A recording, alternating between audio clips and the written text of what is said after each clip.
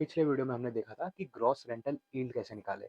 But जैसे कि मैंने आपको कहा था कि ग्रॉस रेंटल यील्ड एक करेक्ट आइडिया नहीं देता है, एक करेक्ट रेशियो नहीं देता है, बिकॉज इसके अंदर हमने एक्सपेंसेस को नहीं काउंट किया था।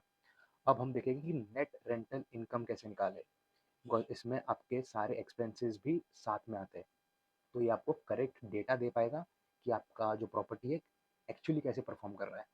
तो इसमें हमने कुछ एक्सपेंसेस लिए हुए हैं। फॉर एग्जांपल मेरे का है 1500 का।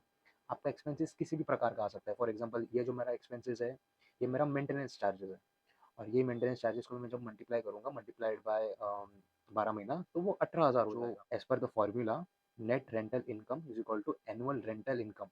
एनुअल रेंटल इनकम जो मेरा 1,32,000 है, माइनस एनुअल एक्सपेंसेस, तो मेरा एनुअल एक्सपेंसेस है 18,000, divide by property value multiplied by 100।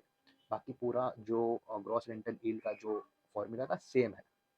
तो net rental income is equal to annual rental income जो मेरा 1,32,000 है, माइनस 18,000 जो कि मेरा एक्सपेंसिव है, जो हम फर्स्ट टाइम कैलकुलेट कर रहे हैं नेट रेंटल इनकम के लिए। तो उसका आंसर आता है 1,14,000। तो 1,14,000 मेरा एक्चुअल इनकम है।